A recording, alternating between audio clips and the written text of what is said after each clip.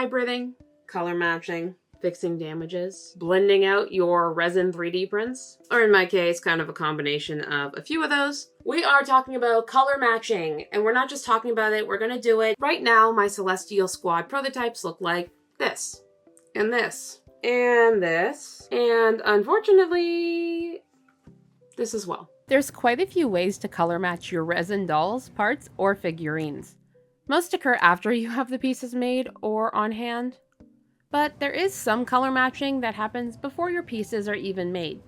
After all, the pieces I printed aren't similar shades to the dolls by mistake. Alright, so obviously the best way to color match this would have been in the vat, in the resin printer.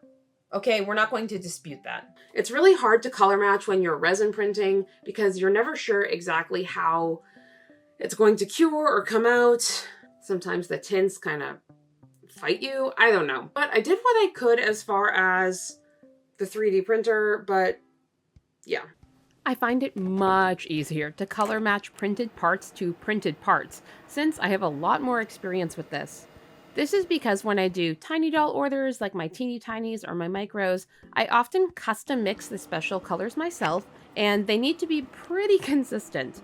You know, within reason and what's actually realistic. Using specific color tints for 3D printing, not alcohol inks or powder pigments, which can degrade your resin over time, you can achieve pretty similar tones between color batches. Pro tip, you can usually find Pantone colors similar to the object you're using. The CMKY to Pantone converter can help you figure out which proportions of colors to mix together. It's not perfect, but it's a really handy tip if you're new to color matching and color mixing. Because matching your resin is really tricky and requires a lot of practice, guys. This is especially true since liquid resin can look really beautiful, saturated, and lovely, but once you cure it, it can mellow or yellow or just lose color, where'd the pigment go? However, the difficulty for me this time was trying to color match printed pieces to cast resin pieces. I'm sure with practice I'd improve, but that's on future me.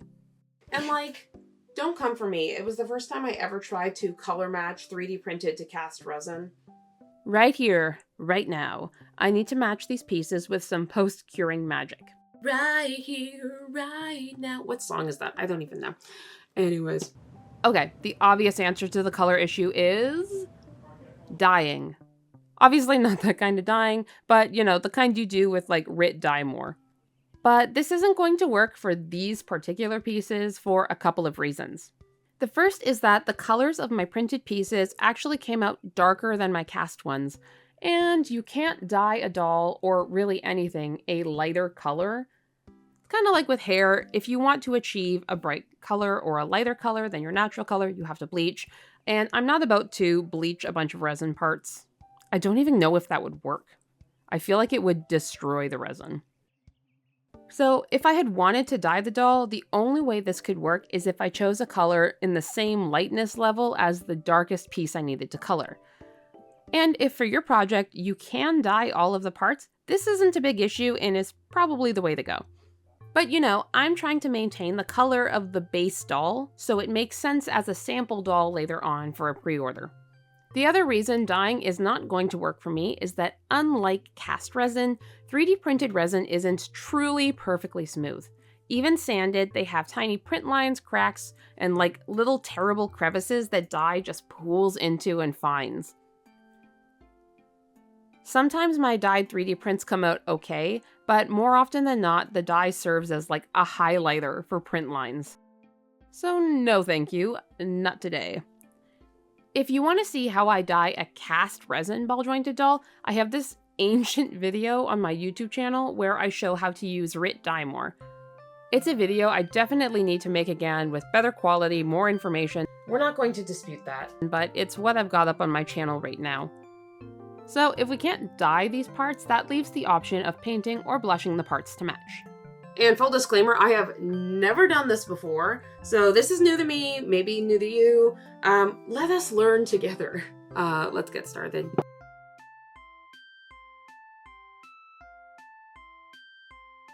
The first thing I need to do to get my doll parts ready for blushing is to make them parts again.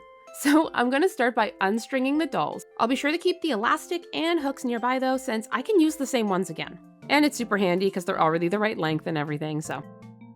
Once the parts are parts again, I need them to be as smooth as possible, so let's give them a quick wet sand. If you skip this part, like with the dye, the paint or pastels will settle into the cracks and print lines. But this is more forgiving than with dye. It's more an inconvenience than anything. Once sanded, I wash them off and then I spray 2 coats of Mr. Super Clear Matte onto the pieces to give a bit of grab for the pastels and to protect the resin from staining in case I mess up royally. You can see how much lighter the cast blue hand is compared to the prints. I'm going to use my pan pastels to try and achieve the same color and lightness. Pan pastels are by far my favorite because they are so smooth and blendable and they have really decent coverage as well. And straight in the pan, this light blue is really close. I'm going to lay down a white layer to help lighten the base pieces up first. You can use brushes or sponges to apply your pastels. I've never tried to get full coverage before, so welcome to experimenting a bit. Okay, so with the blue doll, I did the entire first coat with a sponge and a white base, with the idea of lightening the parts before going in with the color. I quickly found that the sponge allows for the fullest coverage and the quickest application. By the way, the sponges I'm using were included with the pastels themselves and are pretty nice quality.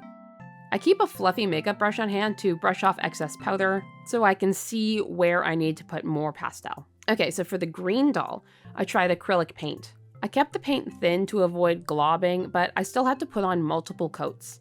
In the end, it is streaky and not great coverage for the effort.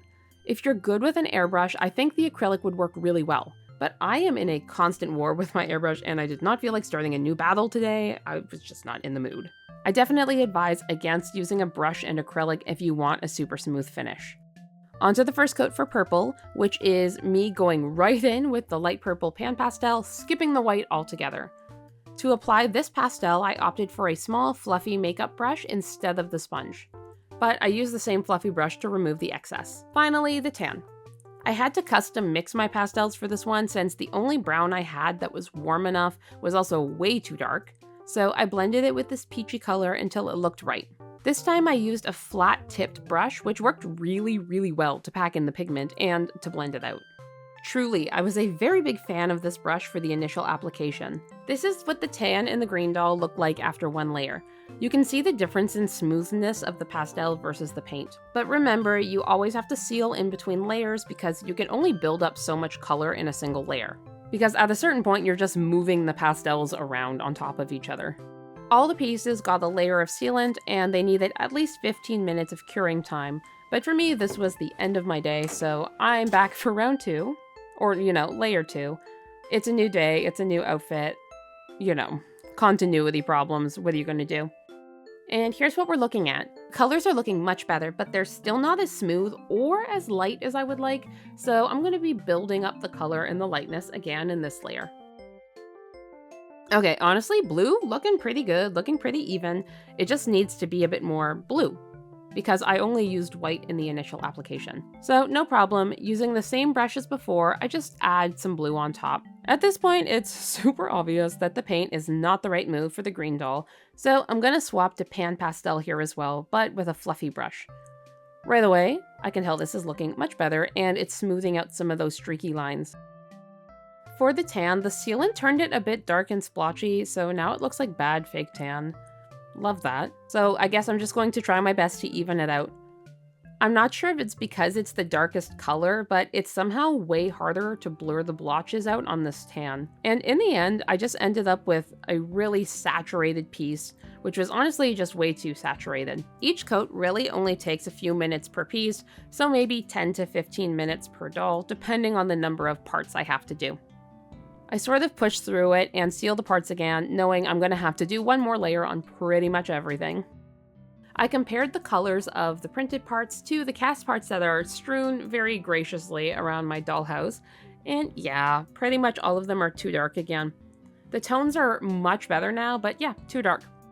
So the final layer on everything is literally just a white blending shade with a fluffy brush. I know this experimentation with applications is a bit haphazard, but I hope the experiment is helpful to you because I know for myself, now that I prefer pan pastels to paint for color matching, as well as I think doing the first layer in the white provided the smoothest and most even outcome. Applying color with the sponge is my favorite method, as well as being the fastest. However, make sure you are far enough away from your pieces when you spray to avoid the pastels getting wet, because I think that's what happened and caused the splotchiness in the tan. Okay, pieces are done. I added an extra coat of sealant to help prevent scratching, so I'm hoping these are good to string up. I'm very happy with the color match on most of the pieces. It's important to note they definitely look different than the cast pieces. With the sealant and the pan pastels, they've ended up much more matte than the cast parts. I'll show them in different lighting when they're all strung up, don't worry, and you can kind of get a better picture of how it came out.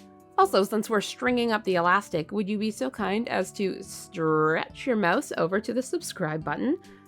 And, if you're feeling extra flexible, the like button is super close to, because if you've gotten this far into the video, you're probably a little hooked on the content. So it would be awesome if you stuck around. Okay, no more bad doll stringing puns. Let's take a look at how this color matching came out. Alright, first we're going to look at studio lighting in the dollhouse. This lighting is the most obvious with flaws and also shows the difference in how the pieces bounce light the most. I will say though, the purple hip balls did get oversaturated, and the tan is a bit too dark in the face and the chest.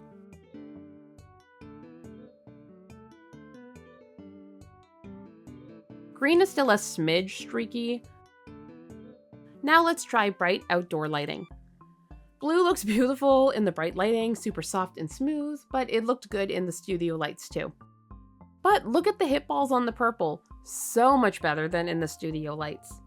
Tan, still a bit oversaturated, but looks better outside as well. Green is looking less streaky, but somehow the light bouncing off it differently is more obvious outside than inside. I wonder if the underlayer being paint made it more matte. Okay, final test is indoor natural lighting. I was going to say this is the most true to life, but that would be a smidge obvious, I think. In the end, I can make all of these color matches work for photos, with just some slight tweaking in Photoshop to lighten certain parts. And once the dolls are all painted and done up, I don't think it'll be even noticeable at all, so I'm pretty excited about the outcome. I hope this video was helpful. If there's any other how-to videos or tips or tricks kind of things you would like me to talk about, please let me know in the comments below, and if there's enough interest, I'd definitely make a video about it. For now, thanks so much for watching this video. If you're already subscribed, thanks so much for subscribing. If you're new here and like the content, please take a minute and consider liking and subscribing. It means a lot to me, and it would be super fantastic, and you are super fantastic, and yeah. As always, I hope you have a fantastic day. Bye!